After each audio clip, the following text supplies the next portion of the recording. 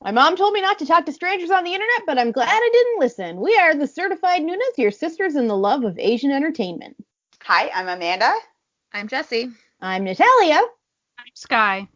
And today is another fun K-pop episode. So, to kick this off, what's everyone been listening to this week? I've been mostly just listening to easy, like our mixes that we already have up and on Spotify. Whatever Spotify suggests to me, the Discover Weekly and the whatever release radars.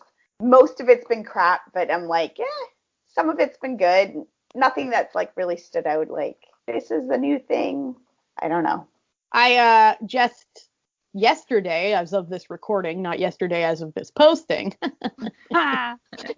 started a playlist of my own, what I've been listening to, my multi-week playlist of 10 songs per week. As always, Taemin is on there, but not the one you would think.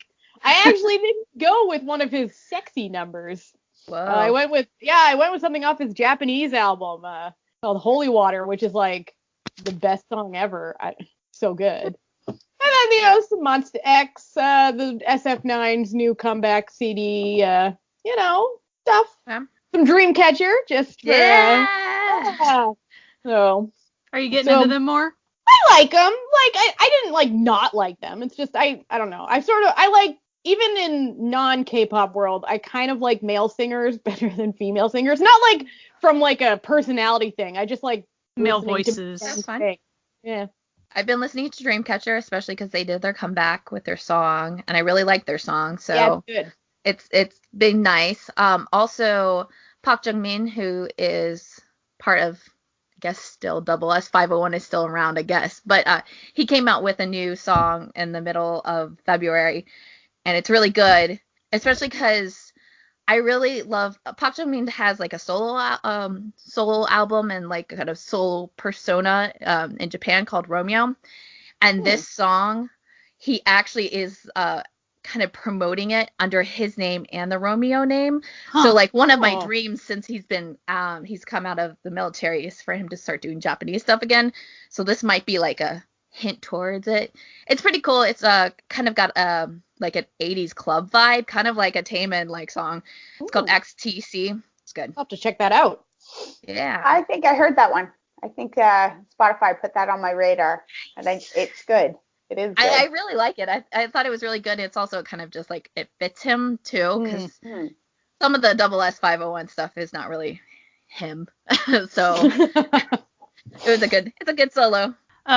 I'm lame. I keep listening to ATs and Astro over and over again because I'm trying to memorize stuff. So just that's memorize. The way that is. All you need to do is memorize the fan chants, and you're fine. That's true.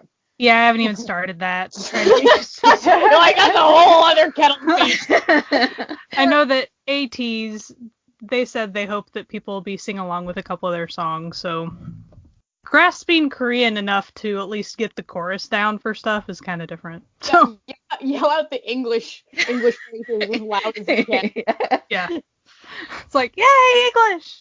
Otherwise. Yeah, say your name, I know. I'm good. You know. Yeah. I'm set, if that's all I need to know.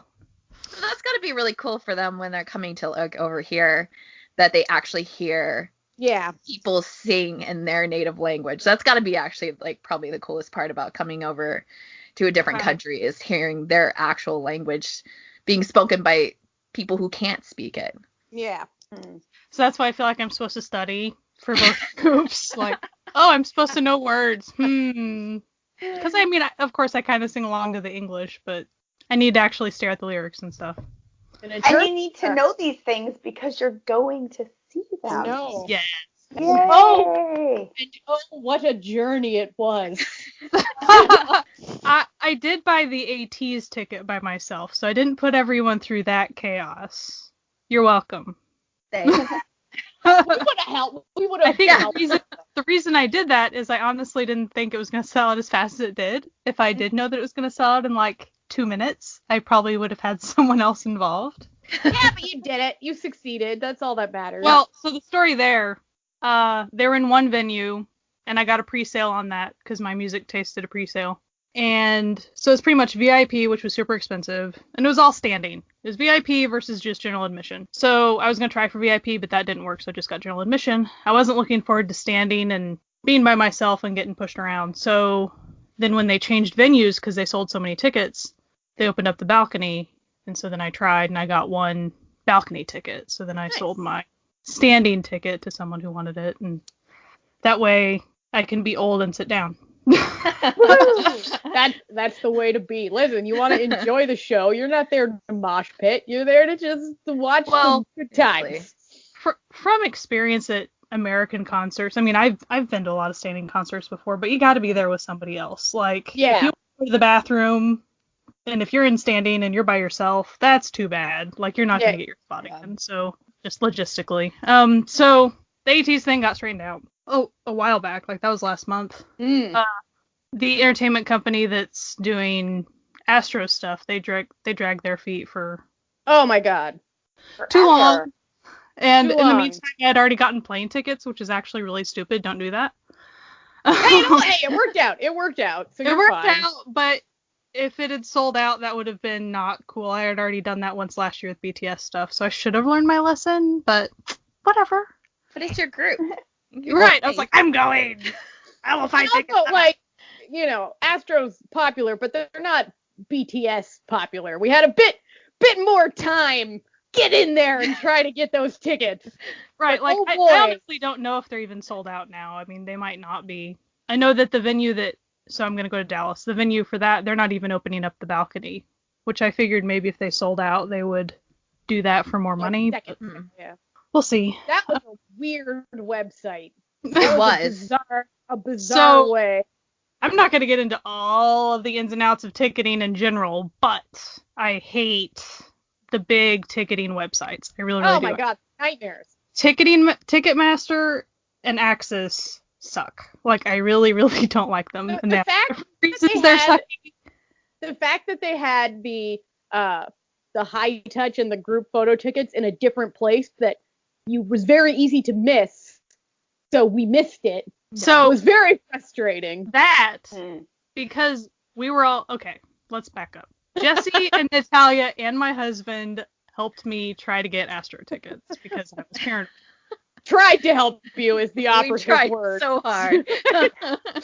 And so when we all stared at the website and the website finally opened for tickets, it did not show the VIP stuff. Yeah. I had already looked at kind of how that would maybe be in a separate spot. It did not show up. No. So to me, that indicated they were going to have it in the normal ticket section. So then when we got to the normal ticket section, it looked like it was already sold out, which could happen. That's the way tickets work. So I just assumed that was what happened. No, come to find out, over in some other section, it was... Yeah, you had to, like, scroll down more and then click a new button. Like, unless you were in Canada, because if you were in Canada, it just wouldn't load. Like, you would click a button, and it would bring up the page like it was gonna load where the seats were, but it would just be blank. And then I just stared at it like, well, I'm useless in this game. and we're messaging each other. They're trying to help me, and it was very, very nice of them. But it was also really, like, dumb the way it does things. It's like you had to pick the seats, and then you had to click another button, and then it would tell you that those seats weren't available. But they'd still have them, like, green or whatever, that they were available. So you were literally just picking seats and then clicking. And then it says no. And you're like, okay, picking seats, clicking. And then if you want to refresh the page to see, like, okay, I guess those seats aren't there anymore, then, because there's so many people using the website at the same time, it doesn't load. Yeah. It's like, oh, that's not good. Genius. So then when you finally find seats in an acceptable section, you buy them because you're paranoid. Like, the fact that you're even able to hold these things into your cart, you're like, ooh, good, I better buy them. And you have 5 minutes. And there's also a ticking clock. There's 5 minutes. Not to just decide if you want the tickets, but to completely finish the purchase. Like putting in your information, you're like, your credit card information, your address, like everything you need. They give you 5 minutes, and it counts down constantly. And then to even figure out the type of ticket you want. So for those types of for the normal tickets, there was either flash seats, which is just digital on your phone, which makes me kind of paranoid. And then there's will call, which would be at the venue. At least it wouldn't get lost in the mail or be confusing on phones. So I was like, well, I'll do will call. So then when I figure out the stupid high touch thing, and then I was actually able to get high touch tickets in my cart, I had already bought appropriate tickets. And I was thinking, you can't transfer them. Like, the lingo makes it sound like you're stuck, especially if you have will call tickets, because if you had digital, you could transfer them to somebody if they let you, which I couldn't figure out if they would or not. But will call, you're pretty much screwed. You'd have to go there and stand there and hawk them to somebody. And there's no way I'm going to play that game. Because it's expensive. It's not like it was... Yeah, it's not like $10. It's like $100. So well, and the fees they tack on. Oh my gosh. The fact that you're just on the website, the web convenience fee. Yeah, the only way to buy. I want to point out, it's not convenient. It's very inconvenient, and it's the only way to buy tickets. Like, there's no alternative. Call them up. So saying it's like, oh, this web convenience fee. No, that's just bullshit, because this is the only way that you can purchase tickets legally. Right. So you have a facility fee, which is like maybe under $10. And I'm like, okay, that's fine. It's like tax, whatever. Yeah. And then here's like a $41 convenience fee for using the web. What? Like, I don't even understand. You know, like, if they're gonna pull some bullshit like this, like $5, yeah, okay, like, yeah, whatever. Even 10, whatever. $1 is just highway robbery. It's not even like you could have gone to the venue and like stood in line. Like, there's no option. No, this is robbery is what it is. It's shenanigans and robbery. So pretty much I stressed out Natalia and Jessie because they helped. Oh my god, I was just stressed out because it wouldn't load, and I'm like, oh my god, like, what if you have to get tickets and it just wouldn't load for me, and it's my fault. And then Amanda was vicariously stressed out because she was just watching our chat like, oh my gosh. But like, if I have one advice to someone buying these tickets, one, get a friend to help, but the second one is pre-type out all of your information in like Notepad to just copy and paste in, so you don't have to type everything. Yeah, like ticking clock is less stressful. Like my browser, for when it comes to shipping information for my typical websites like Amazon or whatever, it already knows all my addresses. So once I type in my name, it's like, hey, do you want to fill in your stuff? Sure. So it was pretty easy. Yeah, but like in the sense, like if your friend's helping you or whatever. Like, so like in this instance, I was thinking originally, oh, I'll just PayPal money and PayPal's all friendly, whatever. But come to find out, it was just credit card stuff. So I had to have that ready in case I needed to send that over. So yeah, and look and see if you can transfer things or refund things, which I had already looked at, but it's confusing. So yeah, like there's a whole story there about ticketing and how they purposefully resell things within their own company, but like we're not going to go with all that. That's all bad. That's a whole other episode. But in the end, Sky got both of her tickets, so thank you. Hey. And I mean, I'm just gonna say this for record. I haven't been to a K-pop concert before, so it's gonna be different. I'm a typical American concert attendee, so I mean that's not gonna be different for me. But how will the concert be different? Like, you have to report back. I usually don't go to bigger cities either, so that'll be different too. So now do we want to play a game? Yeah, let's do it. There's like a bazillion version. Okay. The episode is 2 p.m. We're going to be talking about 2 p.m.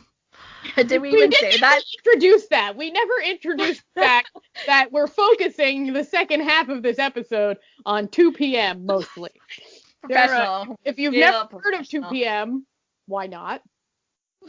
You should. You probably have, actually. Yes, you've probably had and didn't realize you had, especially if you watch K-dramas. Yeah, you've watched most of the members. If you're here from Dramaland, then you've probably watched several of their members doing. I mean, Junho has been in like a billion stuff.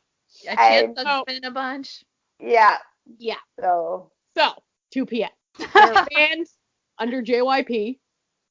And it's pretty obvious when you see their music videos and listen to their songs that They are a band. Well, especially the older ones. JYP. Yeah, the JYP. No, but like even like the vibe of a lot of their videos, you're like, Yep, JYP. like, but they have one song called "Go Crazy," and there's like a billion versions of this song for some reason. 5, but whatever. That's quite a few versions for one song. Like quite a few, yes. Well, like June K did write the song, so like it is a member written song. So that's probably what has stemmed all these remixes, because the person who actually wrote it is like available to do more stuff.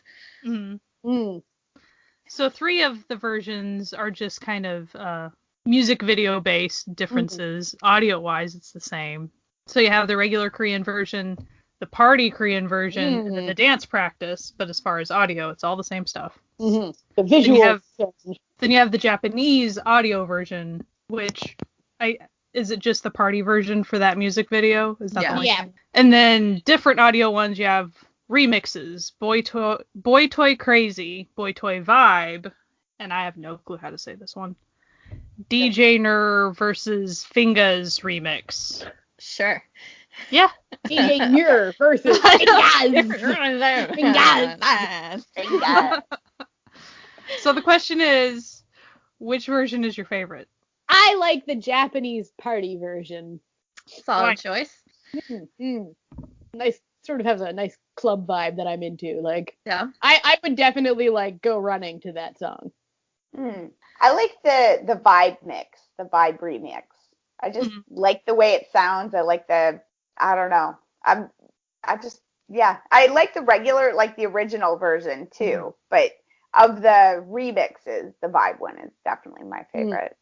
I also enjoy the Japanese version, but if I were to pick a video, their dance practice video is my favorite. Hilarious. I like the dance practice video. Almost all of their dance practices are like that. They're just weird, crazy, and chaotic. Like, they're chaotic. It's what I kind of like about start off like a good like spot, and then it just like it falls apart. But like in a fun way, not in like they're bad at dancing way, but they're just fucking around kind of. I think video-wise, I think my favorite's the dance practice too. Audio-wise, I do like just the original one, but I think it's one of the first 2 p.m. songs I ever heard, so I guess I might just be used to it. I think it's just fun. The first 2 p.m. song I ever heard was "Can You Hear My Heart Beat?" It's waiting for you. Do you need to reenact the whole thing? Go for it. No.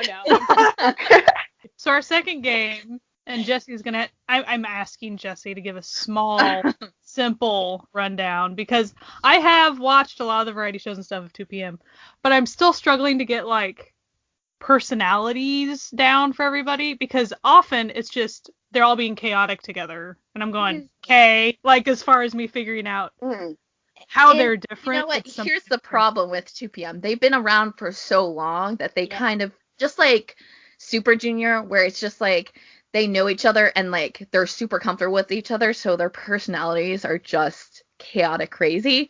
But I thought for the game that we're talking about is to try to figure out which member is most like each person on this podcast. But we don't have to like be super picky about it. Like you can just base it on your like even limited knowledge, even if you've only seen the music videos. Just kind of figure out who might be closest. I'm gonna say for myself. You're who? I'm gonna go Chansung, I think. I don't know, maybe. You feel Chansung, do you? I feel the vibe. I feel like we're vibing on like the same frequency, him and I. I think I would pick Jun K for you. Oh? Yeah. Do tell. I don't know, like he's does this like kind of serious thing, but then like can flip it really fast, and you do that sometimes. I do that all the time. So that's where I was going. Like the fake straight man comedy. Yeah. Who do you think you are, Jessie? Since you're the one that probably has the best handle on this. I think I'm like probably closest like in between Chansung and Woo Young, because they're both kind of like the quieter group members, but also He's such a little cutie. I love his little face. I know. He's adorable. He's so little. It's so funny. I'll think that like him and Junho are like really little, and then I looked up how tall they were. I'm like, never mind. They're still taller than me, so I can't say that. Like, look at just comparatively because they're the other members. Yeah. Right. They look smaller. It's like in 17, like how short Woozy looks. He's taller than me. I just looked up his height today. He is. How And I tall was is he? like, oh, he's 5'5". I'm 5'3". He's taller than I am. And he's like, He's just shorter than me. I'm a little shrimp. Oh shoot. I'm 5'8.5". He's tiny. I'm little. I'm the littlest on this podcast. No, I'm 5'3" also. Oh yes, Canada line. You two are tiny. Well, height-wise, anyway. Trying to I think don't of know. something else. I don't think I know their personalities well enough to like I mostly just know them from their dramas, right? And then like I've been listening to the music, but I haven't really been watching the videos. So like it's almost like they're two totally separate entities to me. You know, it's like their voices and then They're acting. like who they are in their dramas and you know the odd interviews. I've seen them like on a couple variety shows, and from what I know is they're all very athletic. Yes. They want to win. Just feel like me. Not me either. Well, I'm trying to think. I would probably like put like someone like Junho on Amanda, just because he's like kind of like the like least crazy of the group, and I feel like you tend to be like the least crazy because if you true. our group chats are so nuts if Amanda's not there. Like we she just comes fall in. into madness so quickly without supervision. it's really bad, and we're already at a level that's like considered crazy, and then like Amanda leaves, and then we're like crazy. No, like Let's if play we it had down. an episode of this without Amanda, it would be chaos. It would just be pure chaos. She's the one who Just writes here to things rein down. everything She in. has a calendar that she looks at for us. Like, but you're also like Junho also like he's playful and does a bunch of different things. So We're not saying you're boring. We're saying no, I know. mean I love every member of 2PM. So like you're not gonna be a bad Delightful, person. So I'll take it. I'll take it. Now Sky, Am I Woo Young? you I might kind of think you are. you won. So adorable. Really cute. So in this case, I'm the tall, cute one. Mind you, it's pretty bold of me to call you the cute one while I'm sitting here in a Care Bear onesie with a chihuahua at the towering stature of 5'3". I'm a little cute one. Yeah, but as far as like typing persona or whatever you want to say, like online Yeah, it's true. typey types. Typing persona, I'm the sassy, inappropriate aunt that you don't invite to dinner with children. Less ready for just something to go down. You might be I could also see you as Tech a little bit. He's crazy. He's just like off the wall crazy. Listen, that's why his ears are so big. They need to expand to like hold all of his insanity. Now, Tag is my favorite member of 2PM, and we've joked about this before with me and him, is that when I first encountered him, I was like, really? Like, Yeah. he's supposed to be a hot celebrity? Like, are you kidding me? But then, the longer that you watch him, you're like, yeah,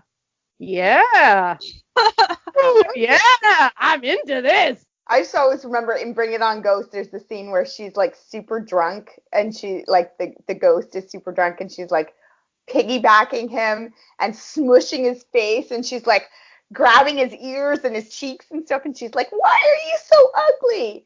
Why are you so pretty? And I'm like, Yeah, you know, that's the question we ask ourselves with him.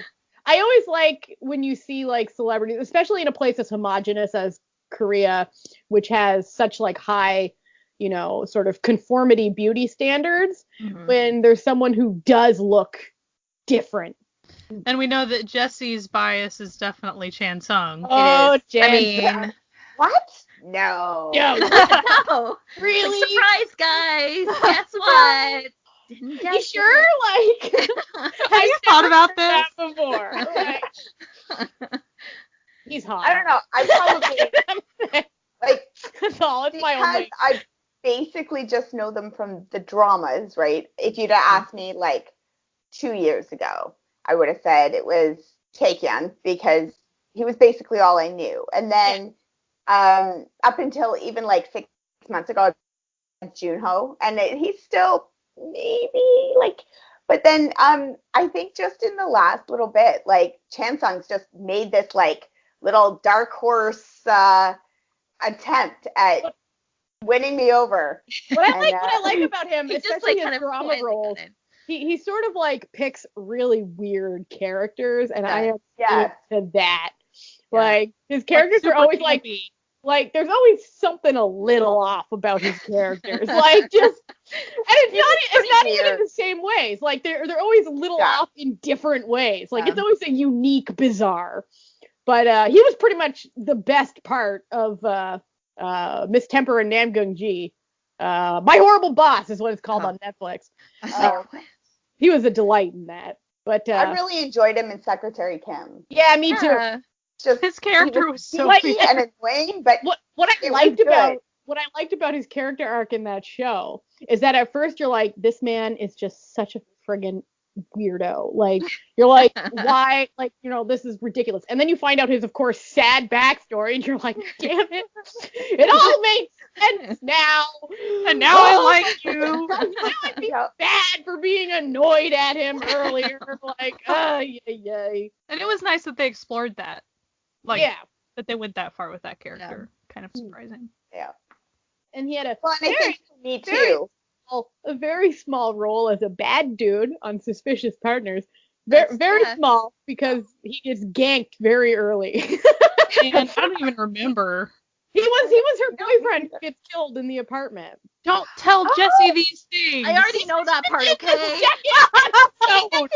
First thing I don't know the part. First thing that happens on the show. That's not a spoiler. That's in like show like synopsis. Bit part. Now it's a pretty big part, because then they have a lot of flashbacks and stuff. I mean, and he's definitely in that one episode a lot. Yes, he's in that first episode quite a bit, but then it doesn't count as a spoiler if it happens in the first 2 episodes. Okay? Like, to clarify, the reason I'm saying that about Jessie, we just this evening were talking about watching it together. How I've betrayed you all. You have betrayed us. We made plans in that rabbit chat during Under Days Friends. Listen, so what they're all making fun of me for is that we said we were going to watch it because Jessie's the only one who hasn't seen it. So we said we were going to watch it with her and Rabbit. And then I went and rewatched it by myself. But this does not mean that I am not willing to rewatch it again. Rewatch it. This does not bother me. I like the show. It's just the principle of the matter. You watched it without us. You know what? I don't even have a leg to stand on, because my husband we had watched the entire last season except for the last episode of Daredevil together. And then while I was recording a podcast, he watched the last episode without me. And I still haven't seen the last episode because I was so upset. And then you turned around and Jessie. Okay, well, back to 2 p.m. That's what we're actually supposed to talk about. Oh boy. It's funny for me because I don't think I've ever really listened to 2 p.m. before this like past month prepping for this. And I don't know, like the songs of theirs that I like, I really, really, really like. Mm-hmm. And then the stuff I don't like, I don't like. Like there's no sort of in between for me. There's no sort of like I don't hate the stuff. It's just sort of meh. It's like probably 50-60% of it is sort of like, yeah, it's okay. Like, I'm not going to change the radio station kind of thing. Yeah. But my thing with it is I have that same problem with a lot of JYP artists. Like, either their songs are really good or I'm just like, eh. Because I have the same thing with GOT7. I either really love the songs or I'm just like, whatever. And I have the same thing with Twice. Like, I either really love the songs or I'm just like, eh. One of the big things with 2PM is that they have a really extensive track list because they've got, I think, 11 full studio albums. Half of them are in Japanese too, because they're super big in Japan. But like, there's a lot of content for like 2PM. Even like just in terms of like Spotify doesn't even have everything that they have out. So I think that's what also kind of makes it great about 2PM, because there are some, I definitely fall into like, if it's more R&B based, chances are I'm gonna love it. But some of their songs kind of get into a little bit more popular area and I don't like it. And I think I also tend to like more of the stuff that they write personally themselves. Like I'll find that I really like a song and then I'll be like, oh, this person wrote this song, because they do write a lot of their stuff, especially for the last Gentleman's Game. They wrote a bunch of the songs themselves. Which is nice, because since they've been around so long, they have sort of more of a pull to be like, no, we want to write this ourselves. And they're like directors at JYP too. Oh, they've been there forever, so. Yeah. They debuted in 2008, so they've been around forever. Forever in K-pop language. That's around. So what generation does that put them in? Is that first generation K-pop? No. The way they talk about these days? Second. So are we in the third now? I think we're like getting into the fourth right now. Yeah, I would say probably fourth. Yeah. I need a chart. It's like tell you need to get on that. I'll make a chart. I'll make a chart. And then put it on a t-shirt. There you go. T-shirt. That's what I do. That's just what I do. I just make a thing and I put it on a shirt. That's how I get through my life. I was gonna ask Jessie, like, so the songs that they write themselves now, do they tend to be of a certain genre? Like, do they tend to be R&B now? Yeah, or they a little bit more R&B, but like also a little bit more club. But they do tend to be a little bit more R&B until they get into their solo stuff, because they also all do solo stuff too. And that's when you really start to hear like drastic differences, and most of their solo stuff is written by them. So then you can really tell. Like, I think Junkei is the only one who kind of really gets back into doing more on R&B, but like Junkei, I think, is still like, he's composed more, like almost as many songs for JYP as JYP. Oh, like, wow, it's insane. Well, then shouldn't the beginning of the song say Junkei? I feel like one of the, surely it wasn't a music video, but maybe it was probably a variety show parody thing they were doing. I just remember a clip of someone was dressed up, maybe as a girl, I don't even remember, but they had a picture of like, it was JYP like in a wig or something. It was pretty funny. Wish I could remember what it was. Yeah, they're definitely in the era of doing parodies a lot. Oh, yeah, they do a lot of, I'm sorry, they're SNL Cinderella and the Four Knights parody. Wow. It's wow. so good. And the thing is, it's a good parody of the drama. Like, it really is. I know. I'm gonna have to look that one up. I haven't. It's more scandalous than the drama, but hey. Oh, it's extremely scandalous. It's very inappropriate.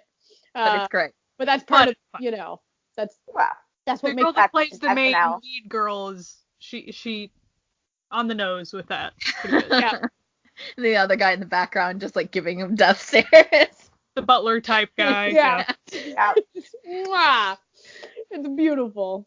Do recommend. Pretty much all their variety show and like parody stuff is always enjoyable. Yeah. I was just rewatching today. It was an older Running Man episode where all of the members of Running Man, like the original members of Running Man, paired up with two members of different bands, and then they had to come out and like do like a little mini performance. And Seokjin was paired with 2PM, and it was too good. Like when he pops out with, I think it was with Chansung and Junho, and they're doing like, this like, because they always do like these like powerful dances, but it's just like, 50-year-old weeks of Jin, like just barely keeping up. Everyone's losing it. Yeah. Oh my god, it was so good. Ooh. And they've been in a lot of stuff, like a lot of variety stuff. You can find them a lot because they've been on Running Man probably about 3 or 4 times now. Like even more than that, because sometimes they'll pop up and because if you watch Running Man, there are sometimes when they get like random people on for just like 5 minutes and then they're done for the episode and you just randomly find them or whatever. And they do that a lot. They'll have like a game where they have to like call someone and like get them to agree to basically con them into appearing on the show. And then they'll have like just like individual members on every once in a while, and that's always fun. Yeah, my favorite Running Man is definitely because I'm also a 2NE1 fan. The 2 p.m. 2NE1 Running Man, it's so good. It's just great. Just especially because those groups are pretty close, like friendship wise too. So like they play off of each other really nice. It's just really a lot of fun, especially because the difference between it's like 2 p.m. versus the little girls of 2NE1, and you're like, no, Dara had no chance against Chansung, like ripping off her name tag. Is that the one where they're on the seesaws? No, that's because I didn't think it looked like 2NE1. No, she's an actress that I can't think of her name, but like they have this like seesaw game and they're supposed to like tear off the name tags, but like was it Junho that did it? No, it was Chansung that did it.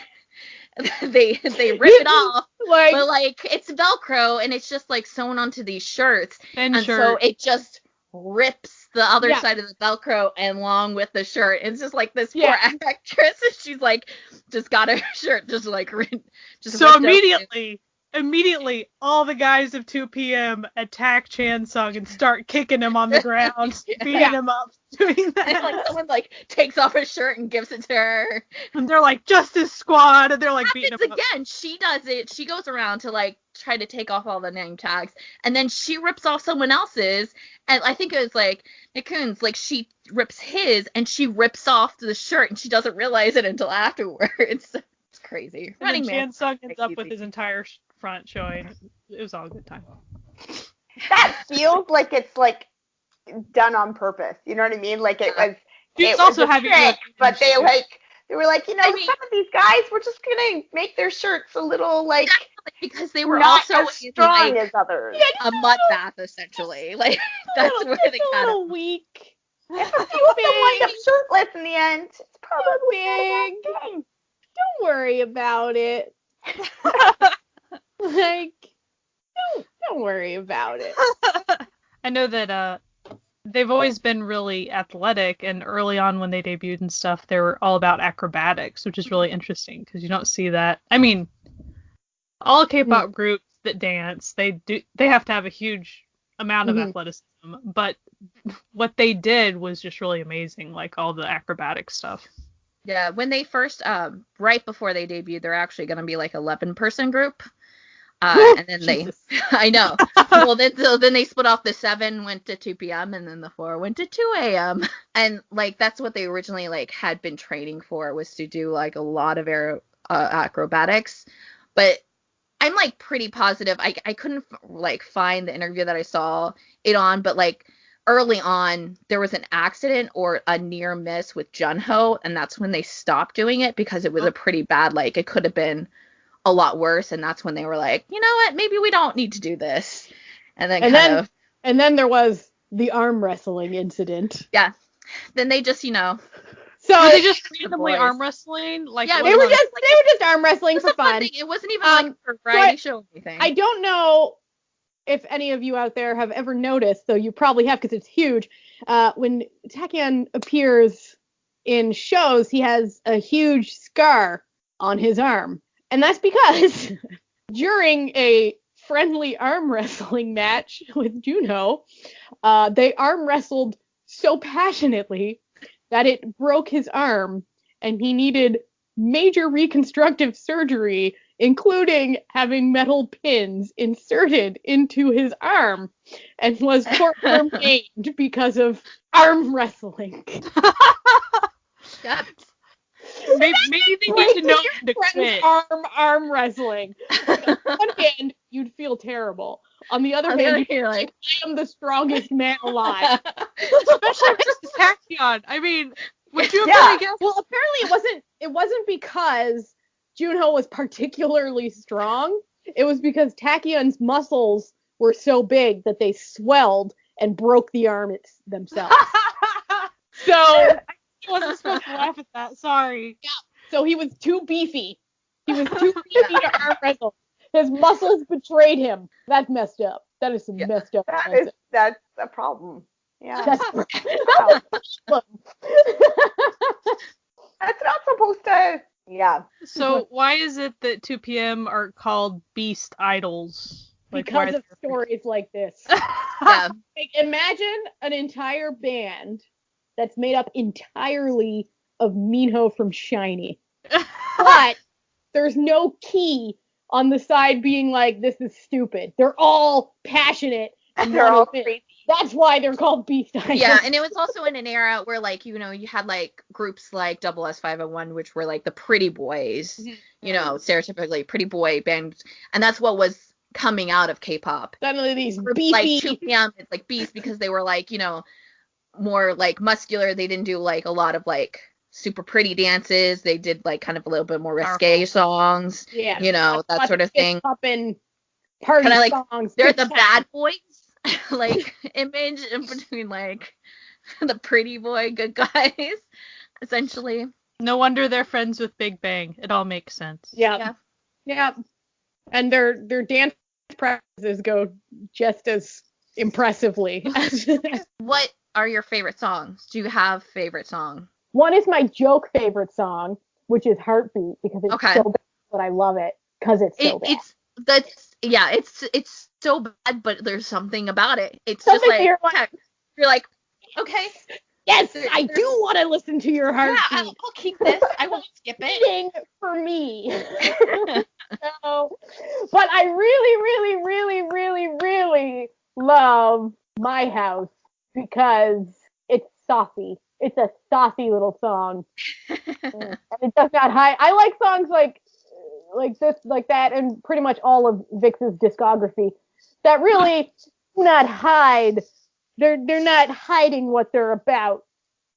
They know what they're about, and My House knows what it's about.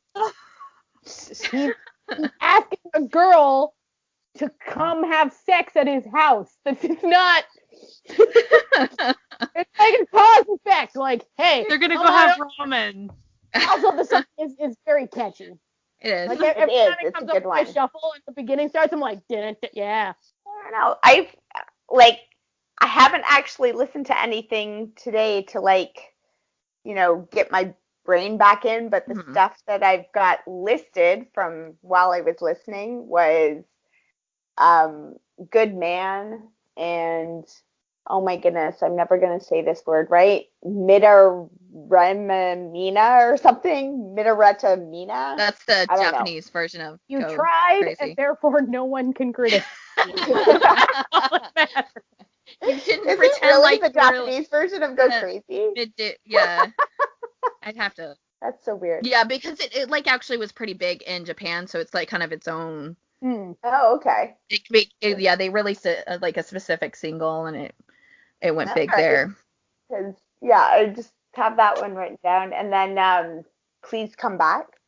I don't know. Apparently, I like that one. I liked in general, like I like album number 5. Yeah. I like the Go Crazy Grand Edition because it felt a little bit more like rap heavy, like it was a little bit more of the like Taekyon and Chensung, and like there was just something a little different, a little edgy, like harder. Yeah. About it. And we know how you feel about your rap line. I know. Well, I was like, I wonder who the rappers are. And it was like, oh, okay. Of course. It's guys that I already think that I like in this band are the rappers. Okay. Yep. Imagine that. Seems right. What a shock. What a surprise. Sky? I still like Go Crazy, but maybe because, like, It reminds me of Us. I don't know. Okay. Something like that. Our new theme song. I also like, is it Hands Up? Yes. Yes. Put your hands up. Put your hands up. Put your hands up. Put your hands I like the club songs just because, I mean, I they're do great at too. the gym and they're just super fun. I love their R&B stuff too. And there's pretty much all the solo songs of any of them. I'm like, wow. Like, Yeah, they do some I'm always pretty good super solos. impressed whatever it is. As far as like what I would probably play on a daily basis at the gym or whatever. But I really do like the R&B stuff too. Yeah. And I kind of agree. Pop-wise, I mean, again, I'd listen to it, but when it's... Yeah, if Yeah. I'm going to pick a 2 p.m. song, I'm not going to pick, like, hear this Again song. and again. Yeah. Again and again. Again and again. Again and again. Like, okay, we get it. Out of my favorite songs, I'm Sorry is probably one of my all-time favorite songs, and that's on the Grown album. And it's definitely got more of an R&B vibe. I also really love Promise I'll Be, especially like out of like their newer stuff, because that's the problem with 2 p.m. They're all like in the military or going into the military, so They're doing the Super Junior like revolving members through the military thing right now. But some of them, feel like someone's getting out soon. Tech is, I think. Yeah, and then Woo Young just went in? No, never mind. I'm thinking of someone else. But Junho's going in this year. At all. Junho and Right? Chansung have to go in. Yeah. Yeah. Not going at all? But Nick Hyun won't have to go because No, he's No. Thai. He's not No, Korean. and he also, But I but he's think he also like got dual- it. American It's and not American. right? It's like usually. yeah, he's dual citizen, and he didn't have to. He did the, Okay, he didn't you know have how to they do did the- that lotto thing, and then he didn't get picked or whatever. Yeah. Yeah, so he's like right now just he released his solo album that he wrote Mhm. just recently, and he's also in a Chinese drama. Yeah, he's in a Chinese drama. And his sister is an actor in We Thailand. love her. We love her. We love her. She's What's wonderful. her name? Uh, I just got a I'm look gonna be from- real here. it's like Cherry or something. Like Yeah. It's a Thai name. Yeah, like that. there's like the nicknames that they go by, and then there's their actual names, which are like Where it's like 20 names long. yeah, it's like a sentence. It's like there was like the joke where GOT7 was on Idol Room, and they had to prove that they were GOT7, and so they asked Bam Bam to say, like, tell us your siblings' full names, and he didn't know them. He did not know his own siblings' names. He only knew their nicknames. So that pretty much tells you all you need to know about Thai naming convention. Because they give them the full name, and then the parents give them their nickname Yeah, as well. Shireen. Her name is Shireen.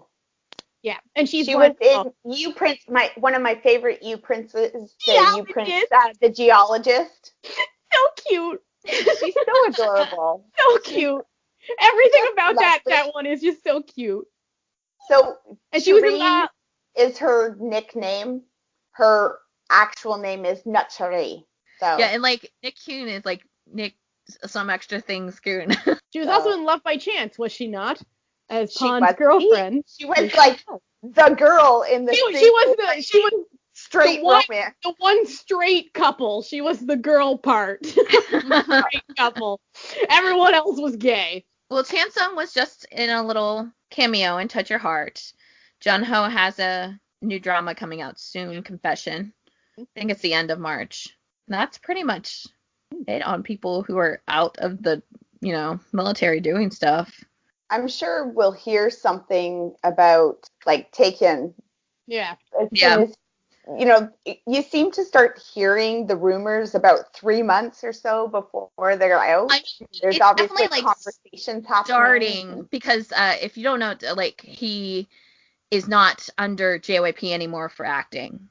He is promised to do 2 p.m., which is feasible because not all the members of Double S 301 are under the same company, and they've been able to promote. So it's like possible. He signed on with Soji Sub's company, whatever that's called. Okay. But like today they just released, I guess the company's like setting up individual Japanese fan clubs for all of the actors, and so his name was part of that, and it just like released today, and so people are like, what's going on? And we're like, you knew he signed on to this new Not a company shocker. for his acting, because like JYP, like it's pretty like Music heavy. well, like also like it's like they split it really like kind of cleanly, so you're like JYP actors and then JYP music, and so like anytime Chansung's like in a drama, it's him under acting, and like so it's like they're only like it's almost like they have two separate contracts even within the umbrella of JYP. So I think it's fine. I mean, him doing acting stuff, because Junho and Chansung are going to go into the military soon. By the end of the year, they have to. So then he's going to have that amount of time, 2 more years, before 2PM can do anything. And they don't do any, like, even when they're out, like, they did a lot of concerts. Like, they were pretty big doing concerts, but they weren't always doing stuff. So I think it's going to be fine. So I just looked it up.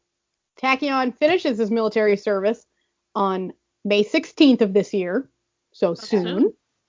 And also a nice little quote from one of his superior officers. Corporal Oh Taecyeon gave up his American residency and set a great example as he received surgery for discs in his back, but accepted active duty despite the fact he had been approved for alternative service.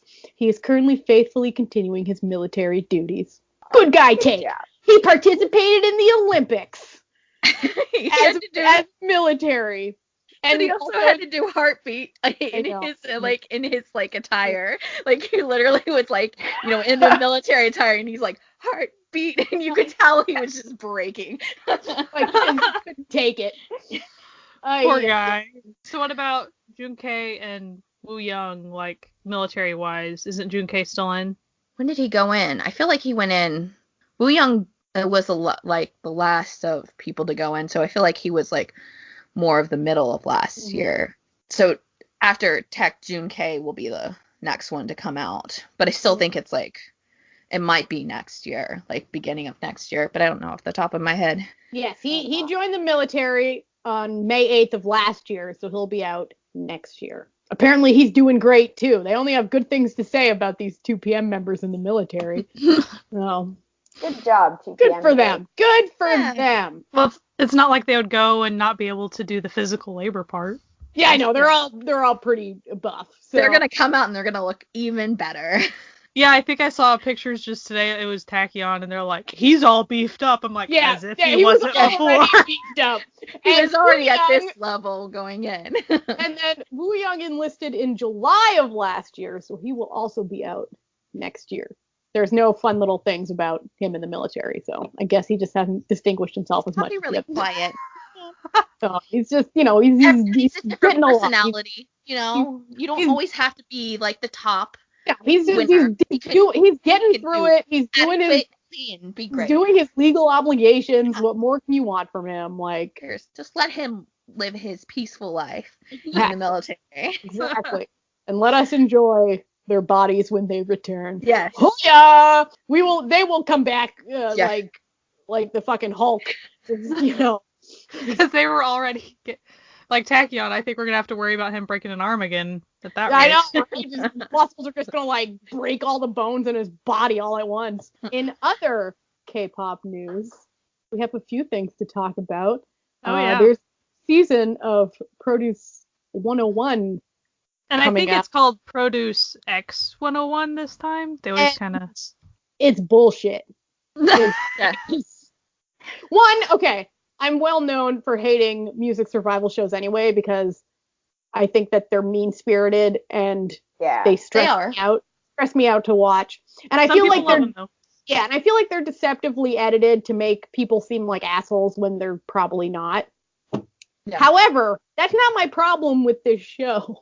My problem is they win a 5-year contract. That seems like they win slave labor to me. Yeah. 5 years is ridiculous. Like 2 years, I would be like, okay, yeah, sure.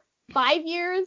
So like IOI was 1 year, and they figured out that they were a big moneymaker. And so then 101 was a year and a half, and they were a huge moneymaker. Yeah. And so they're like, oh, 5 years. Well, that was a big skip.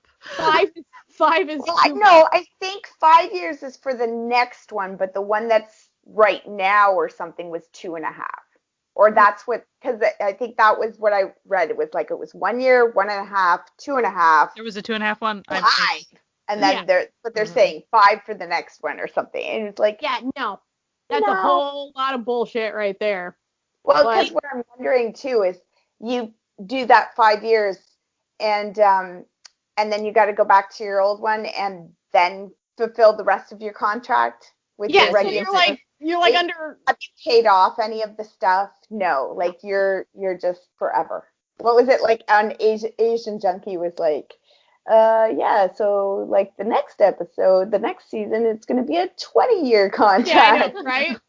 Like, oh my god. Because also if you don't know these music like competitions, like people from existing groups will go onto these shows. Yeah. So like you'll have, half the members go onto these shows, and sometimes they go big because like there was a couple of New East guys in 101, right? Mm. Like one, or at least one. So like you don't have that person to promote with you, but then they come back after 5 years. Like they get picked. Like I feel like that's just gonna also, unless their aim is to try to stop getting like existing members, maybe that's like try to pull. But I could also see them. The only way that I could see this working is if that it's not trainees that exist in other companies, that it's like it's only open to people who aren't currently, because otherwise that's not a good deal for anyone. No. Or that it's the trainees that they don't actually expect they will ever debut. Yeah. They've reached a point where they're like, these guys are just not working and they're about to age out of our program. Yeah.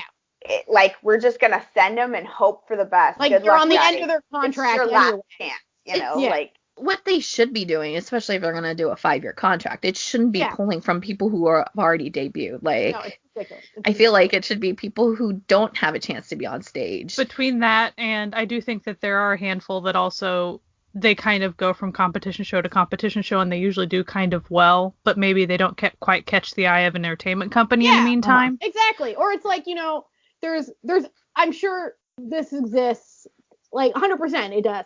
Where there's, trainees who are really good, but it's just there's no group that they can, their company doesn't fit with. Their company doesn't want them, put them out as a soloist because that's risky money.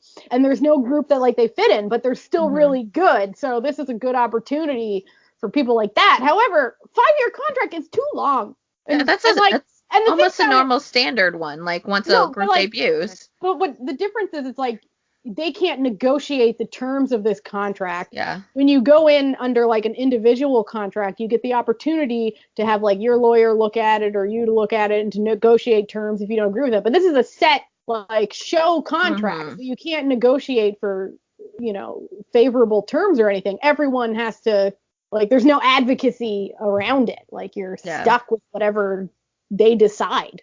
And that's not great from a legal standpoint for these people.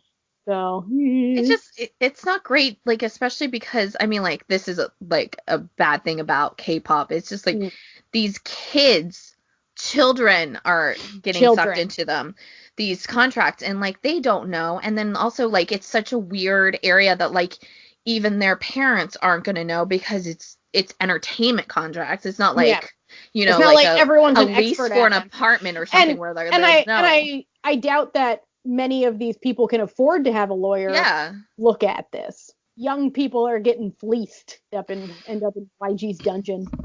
I mean, I think it'll probably work out fine, because like if you look at 101 and if you don't pay attention to the guys that actually had other groups that they had to return to, they ended up just debuting like soloists and whatever. Yeah. But you could tell as a group they kind of wanted to stay together. And I'm pretty sure the moneymaker, like it was such a moneymaker and the group worked so well that I think that's probably what convinced them, oh, next time we're just going to go crazy. I think they're like, oh, this worked, and yet we were bad in that we didn't have an actual contract that could work out and benefit for us. So we're going to like try it with another. But like also it's like 101 comparatively to the girl group far out, past them, chances are you're not gonna have like a 5-year continuous love for this one group. No. So there'll be that excitement for them as soon as they come out, just like a lot of debuting K-pop people are, because like the kids who are watching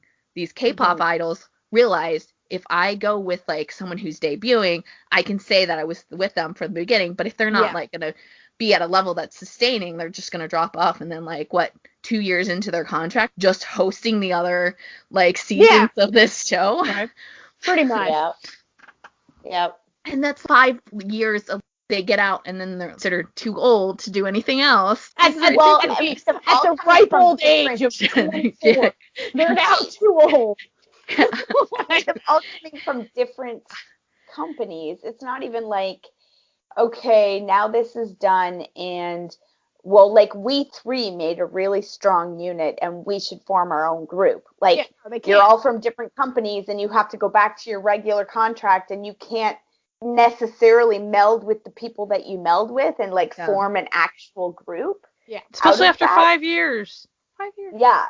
Like, I mean, even with 101, like it only being a year and a half, but these guys are all doing their own, like, you know, their own thing, or going back to the groups that they came from. Yeah. But you could perceive that there might have been like a group of 2 or 3 or 4 guys who were like, listen, we should capitalize on this. We should form our own group and go out there together, but they can't because they're all from different agencies. Yeah, legally speaking, they're not allowed to at the moment, which is stupid. Like, it's just very short-sighted. I mean, it would be different if, in order to compete in the contract, it was like, you have an out from your old contract, and we will take care of you, and this is what will happen. Like, that would make more sense. But it's also buyout contract or whatever from the company. And but it's also weird because it's not like you're, even with like sucky contracts like YG, like you still have a backing of an actual like production company, like,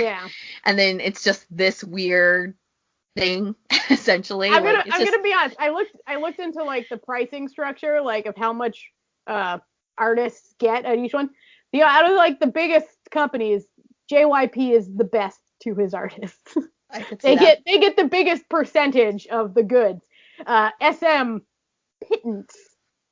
Oh, brutal. SM's like the worst. Just think about how many members of NCT there are. They're making like 10 cents, guys. No, they're in the negatives right now. Yeah. Like, it's actually criminal. I to be honest, like I understand why entertainment companies are important. However, it feels very parasitic to me, because all of these, board members are basically making their money off of the talent of children who do not get compensated for their own until they're much older. Yeah. But like, this is not like a Korea specific thing. Oh yeah, absolutely. This is, the music industry worldwide runs like this, which is why indie music is such a big thing these days, because, artists don't want a company to own their art. Speaking of worldwide music, nice segue there. That was a good segue. Another fun little racisty tidbit happened out of America. Fun as in not fun at all. And no, not fun. More fun for us to make memes about, less fun for us to realize the underbelly of racism that continues to exist amongst us all. Lay, NCT 127, and Jason Derulo, very odd mix, but okay, the song is catchy, put out a song together, and I can't say that it's Michael Jackson, just to add to that mix, shall we? Yeah, whatever. Very catchy song, very fun. Anyway, so they were playing the song at a morning radio show. Nationwide, I believe. I think it's syndicated, radio show, where they said it was Jason Derulo's new song. No mention of the other artists, despite the fact that it's not featuring the other artists. They're literally all. Yeah. It's in the title. Like, you just it's literally in the title. It's like they put it in alphabetical order. Like, it's in the title. Yeah. Jason Derulo's new song, which featured some random Asian men dancing. And then when people were like, what the fuck are you talking about, random Asian men? Like, Lei Zhang is one of literally the biggest artists in the world. Yeah. And then they were like, oh, like our research department like failed us this time, zoinks. But I'm like, but like they were watching the video.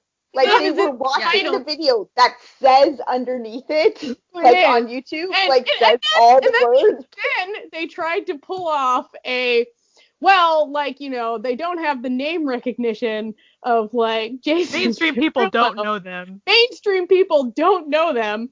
And then some people were like, the fuck you talking about? Like, they're like, I'm sorry, like both of their fan bases are way bigger than Jason Derulo's fan bases. Yeah, that's the thing. You can literally just like, if you just Google. search, Google Instagram, you have Lei, who has almost 10 million followers, and Jason Derulo has like 4 million.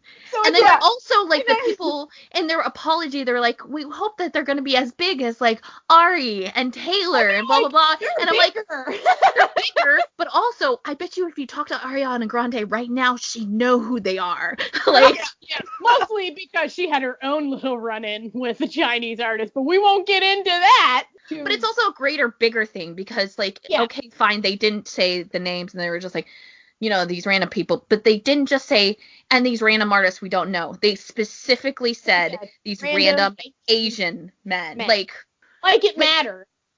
Well, also, at first we thought it was BTS, and then we were like, oh, no, it's not them, and we were disappointed or something. Yeah, and so it's like, here's my problem with it. On one hand, there's a lot of people out there who would say like, oh, this doesn't really matter. However, things like this actually do really matter. And not in the sense of, oh, they didn't know who this artist was. You're allowed not knowing who an artist is. Not when you're on a radio show. Sorry. Like in general, you're allowed, if you don't know, you're allowed not to know. But if you're broadcasting about it, you should probably do your job. But the fact that somehow, because they don't have as big of a North American following, there's this assumption that they somehow are unimportant or not relevant. The world is not the United States of America. It's not. And I know. This is amazing. I have like a sort of wait a minute about like Canadian.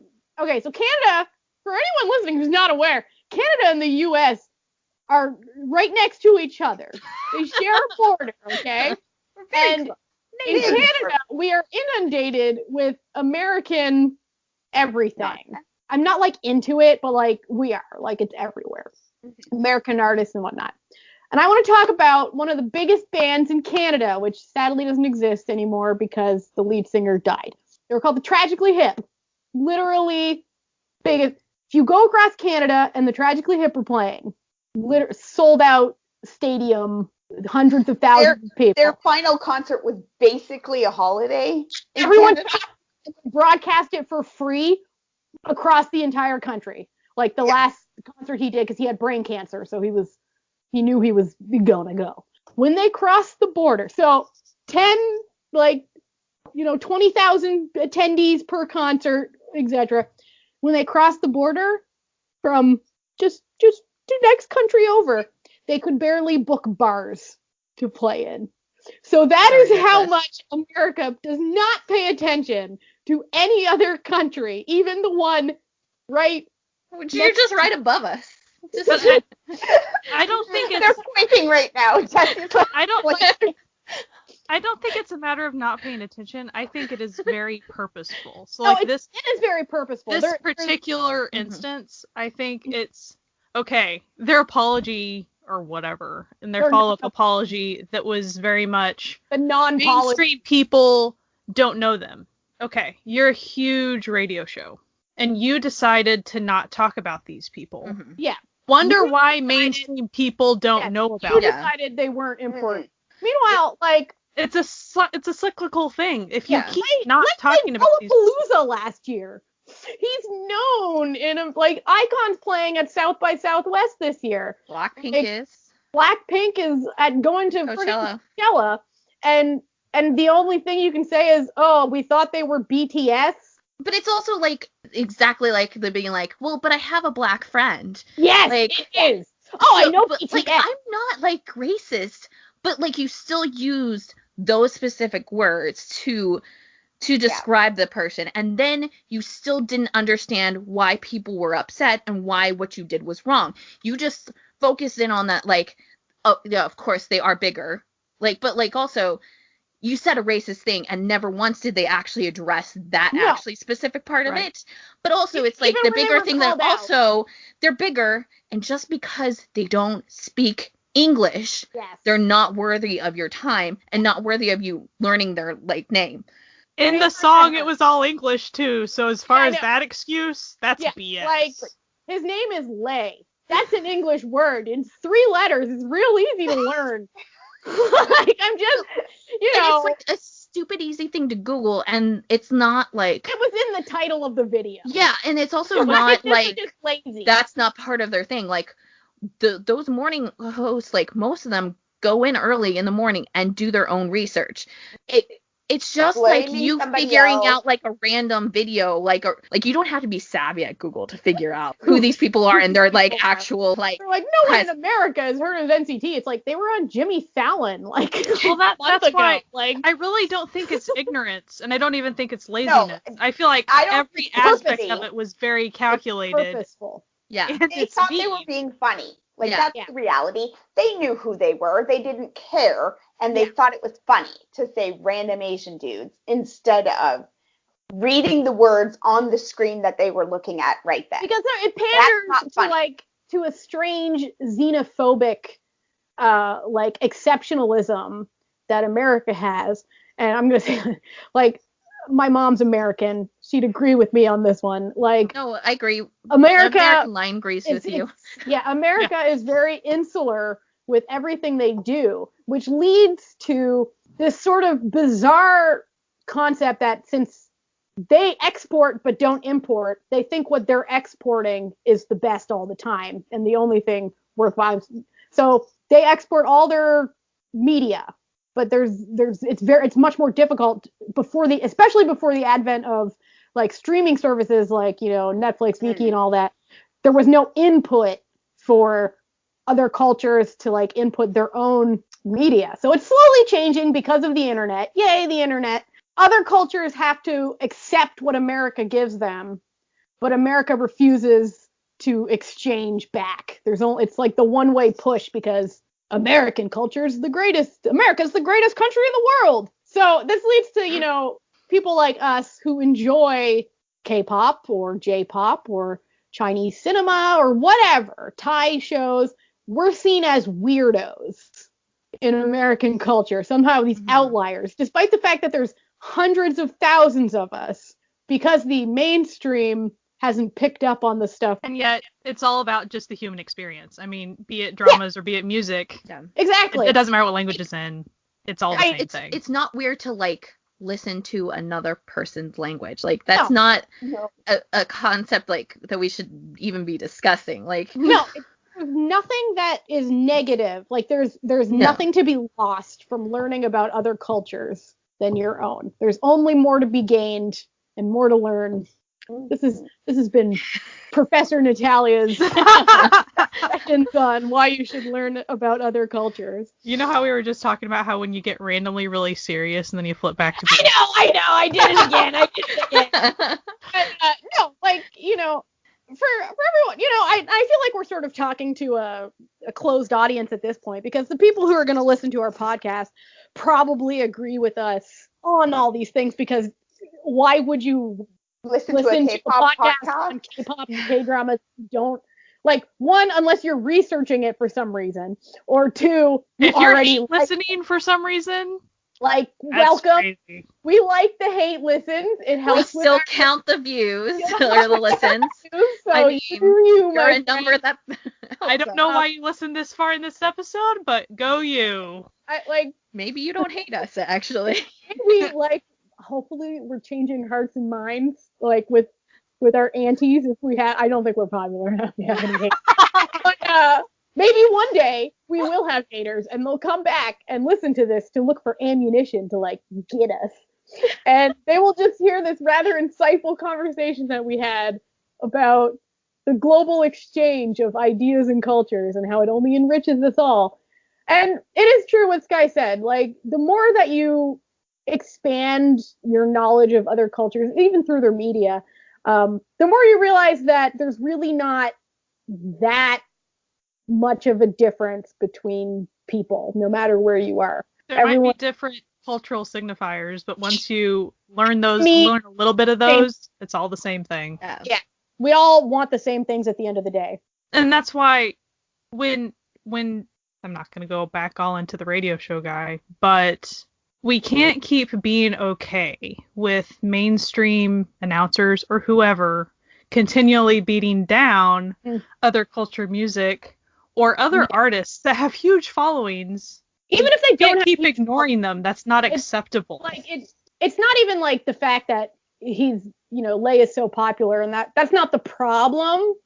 The problem is like the fact that it was deemed, because he's not American, we can totally disregard everything about them. He's not worthy to know or like to even acknowledge. Or if he's not American and he's not the one K-pop group that America has decided are their darlings, aka BTS. And I got no problem with BTS.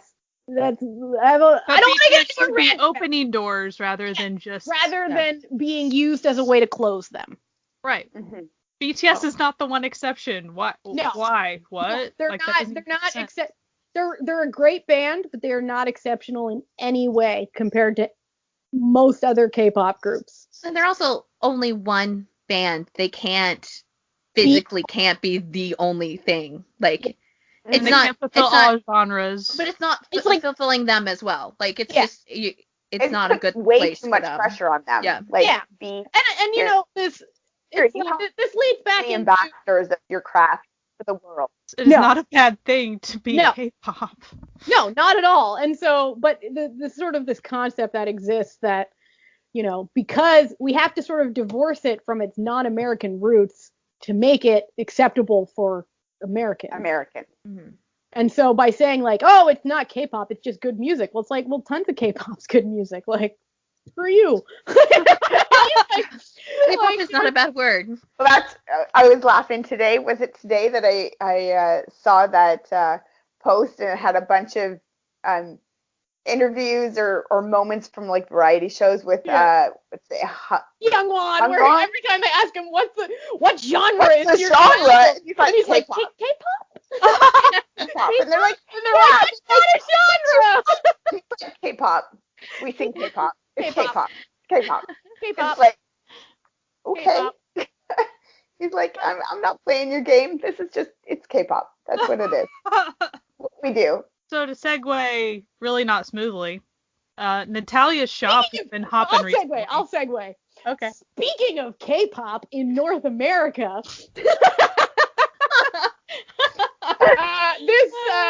this podcast is technically sponsored by us, but by me. Yay! And my shop. So for all of you who just listen to me and don't follow me on Twitter, I am a t-shirt designer. Essentially, I design K-pop t-shirts. Not just t-shirts. Oh, there's sweatshirts. There's not just K-pop. K-drama as well. K-pop. There's dramas. There's probably going to be some. There's one reference to Boys Love, just one, but there's probably more coming. I see you out there, people who agree with me on this. There's all sorts of stuff. It's good fun. We also have our official store is on the same store as my store. So the Certified Nunas, we've got some Certified Nunas specific things in there. Some merch if you like our stuff. It helps keep us in microphones and that sort of thing. And with all the concerts, all the like 5 billion K-pop concerts that have been announced, you're going to need shirts. And she's turning out at an astonishing rate. It is. These and like 80s and ridiculously everything great. Shirts. So. Like they're really like on point designs. They're not. We know that you've been to Hot Topic and you've seen the garbage that's on Hot Topic. This is not that. This is good stuff. Alternately, even if you look at official merch for a lot of these groups, there's really not much to be had. Like, they're not really that fun of shirts. They're pretty plain, and they're expensive, and they're hard to get your mitts on. I try to make it fun. I think they're very reasonably priced, if I do say so myself. Even Yeah. I set the prices, so I think they're pretty reasonable. And I'm literally, last week I added 9 new designs. This week I've added like 7 new designs. So there's literally today I put 4 new designs in one day. I'm working myself to the bone. So if you've been there before, go check it out again, because there's probably something new. Oh, there's a ton of stuff. Mm-hmm. There's new stuff all the time. Also, if there's something that you've always wanted, but just your little heart it cannot be fulfilled, like there's no shirts of your bias, just send me a message, man. Or a meme. Just you want a meme on a shirt? I'll draw you a meme on a shirt. I'm literally the biggest sellout on the face of the planet. So if there's something that you want to buy, just tell me and I will make it happen for you. So just, the Soju Nights K-pop Emporium, which is the name of my shop, we welcome you over there on Threadless. So. And I personally have stuff from the store and have more stuff coming, because there is a specific Chansung design that Natalia that came out made for me. Yes. So if you're listening to this because of 2 p.m., might want to check it out. Or if you're going to an Astro concert, there's some t-shirt designs that are really great. That would be really great at the concert. ATs. There's a great Flower Boy series that she's doing. That's like Pretty awesome. Boys, Yo in Duck. Also, just tonight, as we recorded this, I put up, I know, it sounds like I rag on BTS. I don't. I actually really like BTS. I just put up, and to prove this, I just put up a fun J-Hope design. So, J-Hope! So, listen, I know the memes. I see you out there. So yeah, that's our little ad. On a sort of separate note, I've been reading a book. I won a contest from another podcast, and one of the girls from Dramas with a Side of Kimchi is a writer, and she's written a series of books about like Korean romance. I can't remember what the name of the series is called, but I've been reading one right now that is adorable. It's called Reality Show Romance. The author is Shannon Kent, and it's a K-pop story. So the girl has an accident at an airport and trips and falls on her bias, and and so everybody on the internet rips her to shreds for being a sasaeng and attacking him. And then they decide to do a reality series called I Married My Stalker. And she gets picked to be his stalker. So it's basically kind of like a CN Blue, sort of like a four boy actual band, like they play instruments and the whole thing. And they each have one stalker fan who marries them, and they do like a whole thing. And it's ridiculous. It's ridiculous, but it's so cute. And if you've ever watched a K-drama, you'll totally get all the little bits and the stuff. And I mean, it's freakishly obvious, from the very start, who she's going to have a romance with and all it, but it's very cute. So if you're looking for something fun to read, I recommend it. It's just cute. It's available for download on Kindle and Nook and all those things. So sounds fun. Yeah, it's the melding of all my favorite things. It's a book, and it's K-pop, and it's kind of like a little K-drama. So yeah, I'm quite enjoying it. Very cool. Well, it's that time again. It has been another incredibly fun to record episode of the Certified Nunas. We're found wherever you're listening to this, but also on Spotify, iTunes, Google Play, and YouTube. We are all on Twitter. You can find us at Certified Nunas, and we have all our individuals, and we love chatting K-pop and K-dramas, so come and hunt us down. But on the internet, not really. Don't take this stalker thing too seriously. We're really not as interesting as we sound. Anyway, we hope you have a great week and enjoy all the comebacks coming next month. And ciao. Bye. Bye. Bye.